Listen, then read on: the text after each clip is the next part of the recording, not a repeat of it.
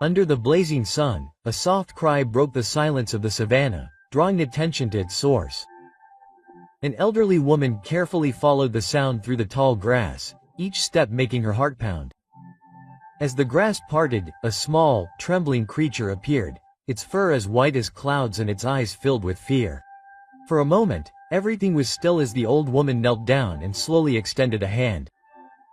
The air was thick with anticipation. What had started as an ordinary walk was about to form into something remarkable. Music. The sun set low over the vast savanna, coloring the dry, cracked ground with a golden light. In the distance, tall ba trees stood strong, their thick, twisted branches reaching for the sky like silent protectors. At the edge of this empty land, there was a small hut made of mud and straw. The hut was tilted slightly, as if tired from standing against the hot sun and strong winds for so many years.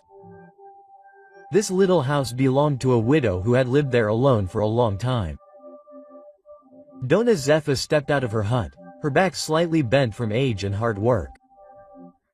She wore a simple cloth over her shoulders and held a straw basket in her rough, wrinkled hands. Her eyes, lined with the lines of a lifetime of struggle, gazed out into the distance with quiet determination.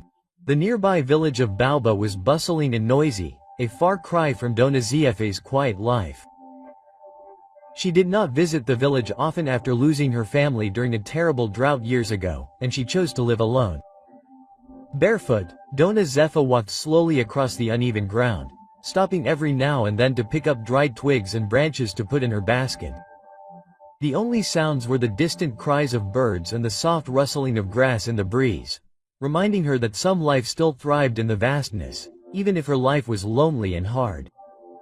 Dona Zefa had been strong. For a moment she stood straight, shifting her basket on her hip and looking out at her small hut, a simple but peaceful place she called home. The morning sun was low in the sky, bathing the silent savanna in a soft golden light. Dona Zefa walked slowly across the open land, her basket already half full of twigs and dry branches. She stopped to rest, wiping the sweat from her brow with the corner of her shawl. Then she heard a sound. At first it was faint, barely audible in the gentle wind. She stopped and tilted her head, listening intently. Then came a soft, trembling cry again, like that of a baby in distress. Her heart began to race as she looked around, searching the sparse grass and trees, her grip on her staff tight. Dona Zefa followed the sound, stepping cautiously over the dry, crunchy ground. The cries grew louder, drawing her deeper into the wilderness. She pushed aside a clump of tall grass, then stopped suddenly. Lying on the ground was a small animal, trembling, its white fur like clouds, standing out brilliantly against the brown and green of the savanna. The little creature trembled, and Dona Zefa held her breath. It was an albino baby baboon. Its large, frightened eyes glistened with tears. The little baboon let out another soft, helpless cry. Its small hands reached up into the air, grasping for something or someone. Dona Zefa felt her heart soften. She knelt down slowly, careful not to startle the little animal. "Oh, poor thing," she said gently, her voice calm and loving like that of a mother speaking to her child. "Why are you here all alone?" The baby baboon shivered and backed away into the grass, its small body tense with fear. Dona Zefa took her time. She stood still, moving only gently like a breeze. She held out her hand, palm open, showing that she was no threat. "Is everything okay?" she said in a low tone. After a moment, the little baboon stopped shaking so much. Its curious eyes studied Dona Zefe's face as if seeking reassurance. Slowly, its small, trembling hand reached out and touched her fingers. A warm smile spread across Dona Zefe's face. Carefully, she picked up the delicate creature, holding it gently in her arms. It was so light, its small body barely noticeable. Its soft fur felt like silk beneath her rough hands. She held the baboon close, cradling it as if it were a baby needing comfort. She rocked it gently, her movements tender and calm. "Are you safe now?" she whispered. The baby baboon snuggled against her chest, its cries fading to low, tired whimpers. Dona Zefa felt a warmth deep inside her, a feeling she had not experienced in many years. Balancing her basket on one hip and holding the little baboon securely in her arms, Dona Zepha began walking back to her hut. As she walked, she spoke gently to the little one, her voice full of love and hope. "I will call you Juba," she said softly. "You will be my little hope." Time passed, and the small, fragile baboon that Dona Zepha had saved grew into a lively companion. At first, Juba was shy and stayed close to Dona Zepha. He would cling to her shawl or sit quietly by her side while she wove baskets. But as the days grew older, he became bolder. His curious eyes began to explore every part of the hut, and soon he followed Dona Zepha wherever she went. One cold morning, when Dona Zepha went out to collect firewood, Juba bounded after her with enthusiasm. His white fur gleamed brightly in the sunlight. He copied her every move, picking up small twigs and carefully placing them in his basket. Dona Zepha laughed, her voice echoing across the silent savannah. "You are a very clever helper," she said with a smile, gently stroking his soft head. Juba gave a happy chirp and ran off to find more twigs. As the months turned into years, Juba grew strong. His thin arms became muscular and his small body grew tall. Although he had grown much larger, Juba remained gentle and playful, always careful not to hurt Dona Juba. He quickly became her best helper. He carried heavy bundles of firewood with ease, climbed high trunks to pick sweet fruits, and brought water from the stream in a clay pot, balancing it perfectly. One day, while Dona Zepha was working on her baskets, she saw Juba tying bundles of twigs together with a rope, clapping his hands with joy. Dona Zepha said, "Juba, you have learned a lot." Her face lit up with pride. Juba smiled, holding up the tied bundle with shining eyes. He was proud of his progress. The once silent cabin now seemed alive with laughter and energy. Juba filled every corner with his playful spirit. He loved to swing from the branches of the large tree near their home, his white fur glistening against the green leaves. Often, he would suddenly jump out to surprise Dona Zepha. She would pretend to scold him, wagging her finger, but she would always end up laughing. Juba's cleverness surprised her. He seemed to understand not only her words, but also her feelings. When Dona Zepha was tired, he would sit beside her, resting his large hand gently on her shoulder, as if to say, "I'm here." On days when sadness crept into her heart, Juba would make funny faces, or tug at her shawl until she smiled again. To Dona Zepha, Juba was more than just an animal. He was her family, her companion, and the light that filled her previously lonely life. Her simple life brought her a happiness she had not felt in many years. But as Juba grew, rumors spread through the nearby village. People who caught glimpses of the great white baboon whispered to one another. "He's too big," some said worriedly. "No animal should grow so big," others muttered. "It's unnatural. Maybe he's cursed." Dona Zepha ignored the gossip. She knew the truth. To her, Juba was not a curse. He was a gift. Her miracle mattered nothing else. One evening, as the sun set and painted the sky orange and purple, Dona Zepha watched Juba swing happily in the branches of the tree. His happiness lit up the twilight. "You are special, Juba," she said softly, her voice full of love and pride. "Don't let anyone tell you otherwise." Juba's size and intelligence amazed Dona Zepha. But news of the unusual white baboon soon spread throughout the people of Baoba. People spoke of his strength, his size, and even rumors that he could understand human speech. One day, Dona Zepha decided to visit the village market. She rarely left her house, but she needed supplies that she could not obtain on her own. Juba walked beside her, carrying a small basket in his strong arm. His tall figure drew attention wherever he went. As they reached the market, the joyful sounds of the crowd slowly faded. The villagers turned to look, and an uncomfortable silence fell over the place. Mothers hugged their children and men exchanged nervous glances. "It's that white baboon everyone's talking about," a woman whispered. "It's not normal," another replied, her voice trembling. Juba noticed the fearful looks and tightened his grip on the basket, lowering his head slightly. Dona Zepha touched his arm gently. "Don't worry, Juba," she said softly. "They just don't understand you," but her comforting words could not stop the tension that was building around him. As Dona Zepha approached a fruit stand, the vendor backed away quickly, his face pale. You can't stay here," he said in a shaky voice. His eyes flickered nervously to Juba. "This thing doesn't belong in the village." Dona Zepha frowned and replied firmly. "He's not a thing. This is Juba. He's part of my family." The vendor shook his head. He refused to look at her. Around her, the whispers grew louder. "It's a bad sign," someone said. "What if he hurts someone?" Juba shifted uncomfortably, sensing the fear and distrust in the crowd. His confused eyes flickered to Dona Zepha, silently asking, "What should we do?" "Let's go home, Juba," Dona Zepha said quietly, though her voice carried a hint of sadness.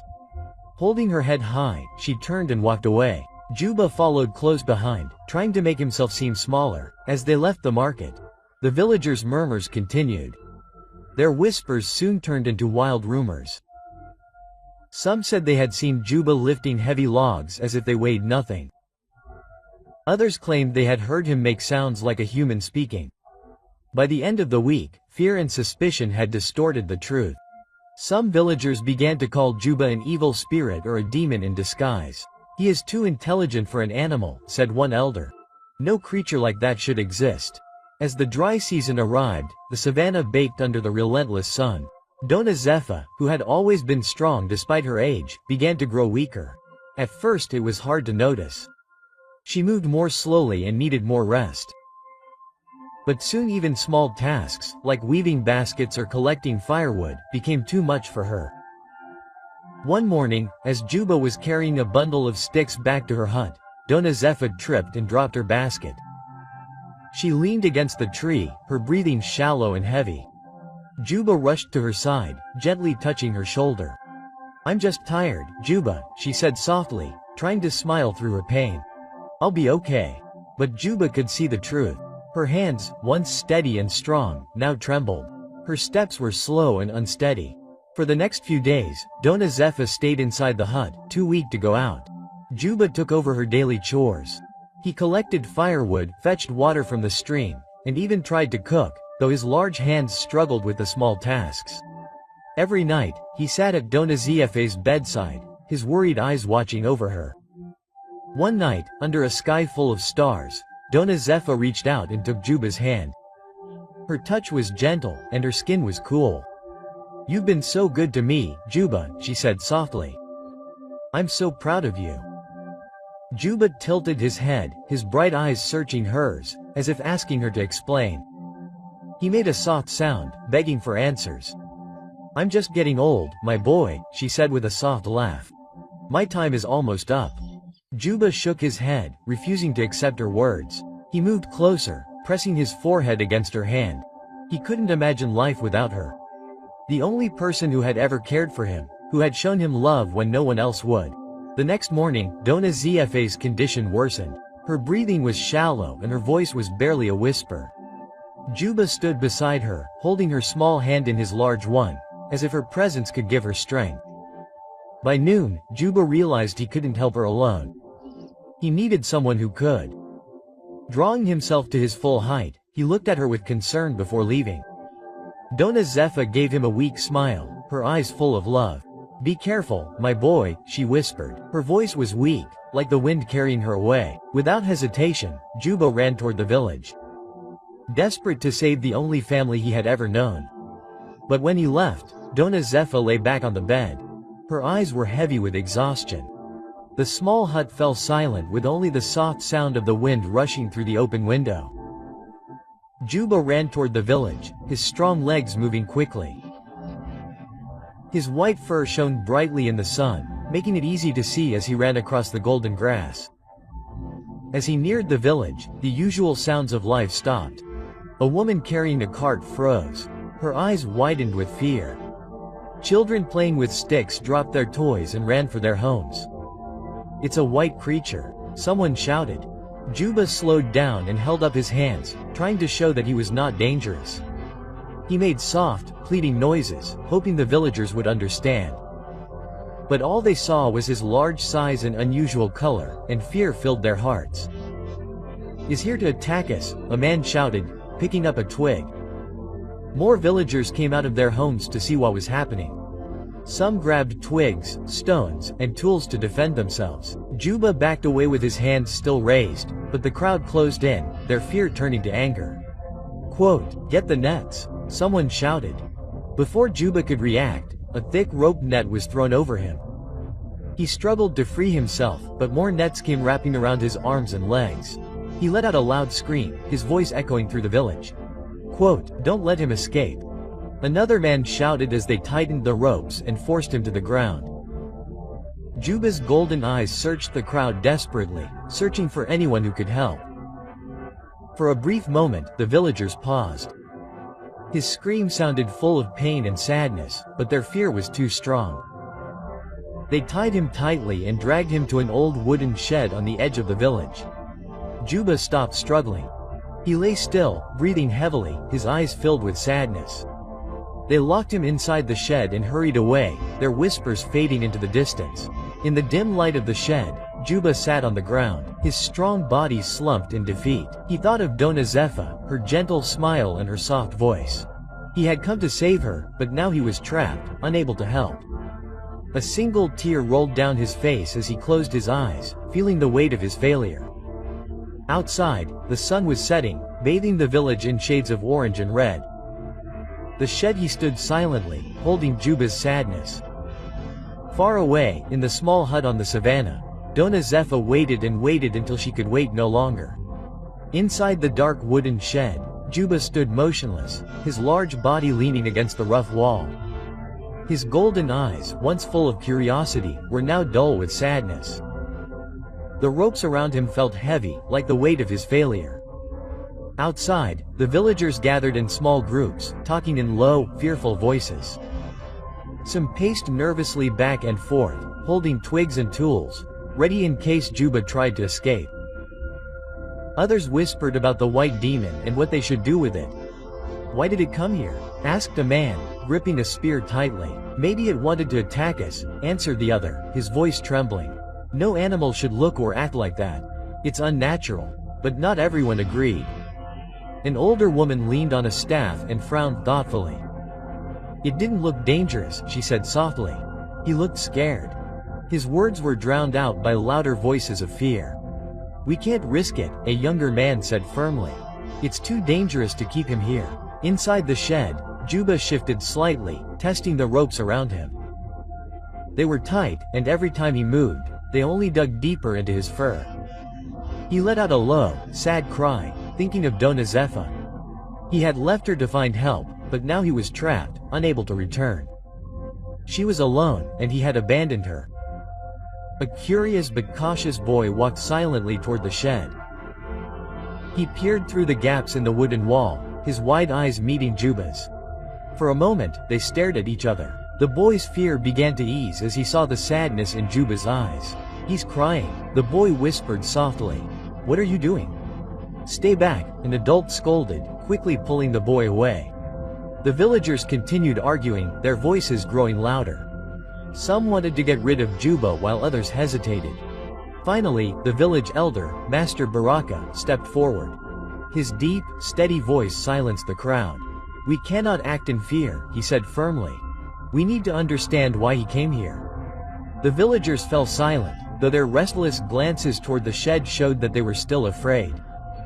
Inside, Juba could hear their muffled voices, but he did not understand all of their words. His head was down, his shoulders hunched in defeat.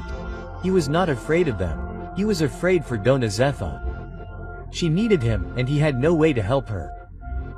In her small, simple hut, Dona Zepha lay motionless on her bed, her body weak and frail. The soft golden light of the sunset slipped through the cracks in the wooden walls, softly illuminating her face. Her breathing was shallow and slow, each one requiring more effort than the last. The hut was quiet except for the faint sound of the wind outside.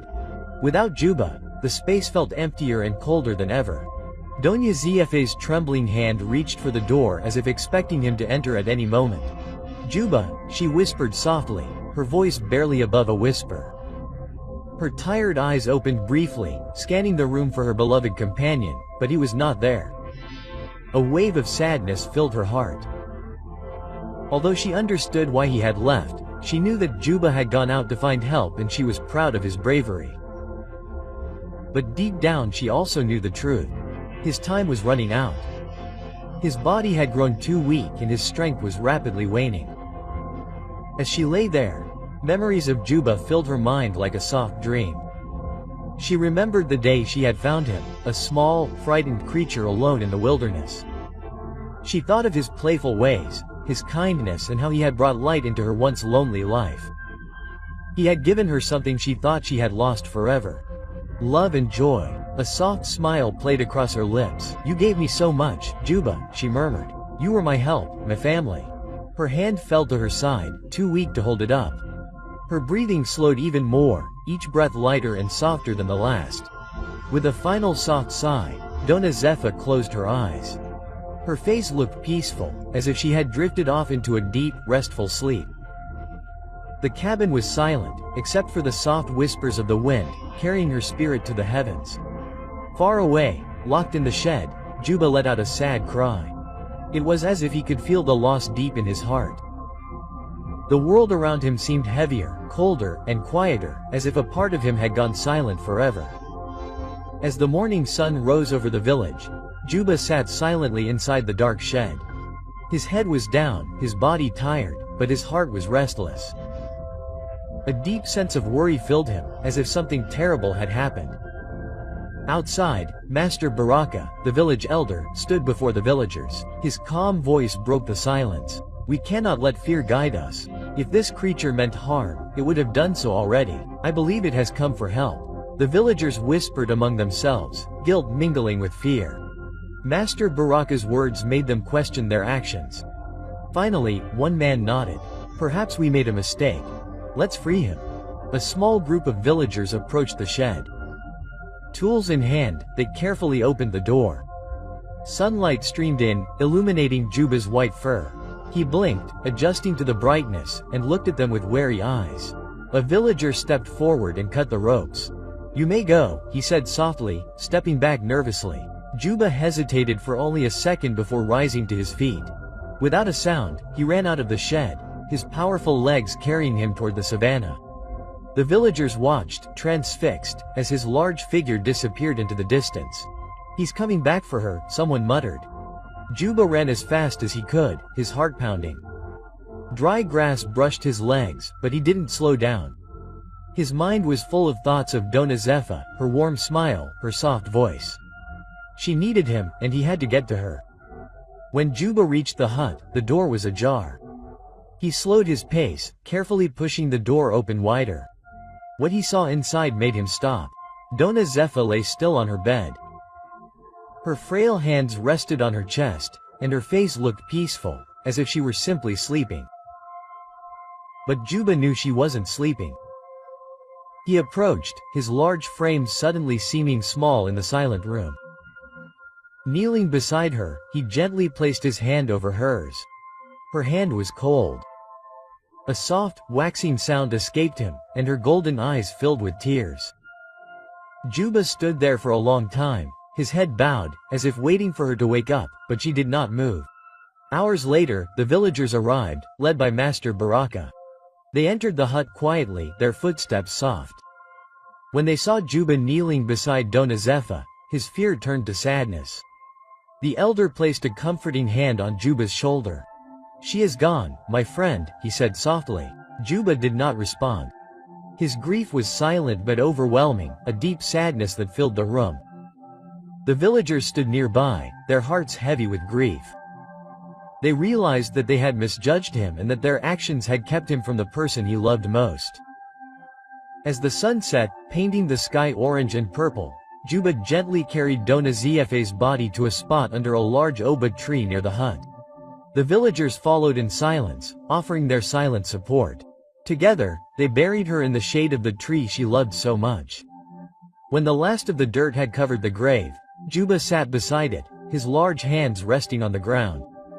He stared at the mound of dirt, his face filled with an emptiness that words could not describe. The villagers watched for a while in silence before leaving him alone. In the days following Dona Zef's death, Juba stood beside her grave. He did not move, his large figure sitting silently beneath the baobab tree. The villagers kept their distance, but their feelings toward Juba had changed. Fear was replaced by guilt, sadness, and even respect for the loyal creature who had loved Dona Zefa so deeply. In the days that followed, some of the villagers began to approach him with small gestures of kindness. One woman left a basket of fruit near the grave. The children of CRIA sat nearby, watching him silently as he rested beneath the tree. Slowly, the villagers' fear faded, replaced by admiration. One evening, as the sky glowed orange and gold, Juba finally rose. He walked to the edge of the village and sat there, looking out over the vast savanna. The villagers saw this as a silent promise. Not that he was leaving, but that he would protect them as he had protected Dona Zefa. As the days turned into weeks, Juba began to wander the outskirts of the village. At first, the villagers were wary, but they soon realized that he meant no harm. He would chase away wild animals that threatened their livestock and even helped them during the dry season by guiding them to a hidden water source. "He is not just an animal," a man told Master Baraka one evening. "He is one of us now." Master Baraka nodded as he watched Juba sitting near Dona Zef's grave, his eyes alert, scanning the horizon. "He was never a danger," the elder said. "He was a blessing." The villagers decided to honor Dona Zefa and Juba by building a small stone marker on their graves. It was a token of gratitude for all she had done for the village and for the gift of Juba's loyalty and protection. Over time, Juba became the silent guardian of the village. His presence brought comfort and security to the people of Baoba. To them, Juba was more than a protector. He was family. So the moral of the story is, if you adopt a giant white baboon, be prepared for him to become the village hero while you eat cornmeal cake.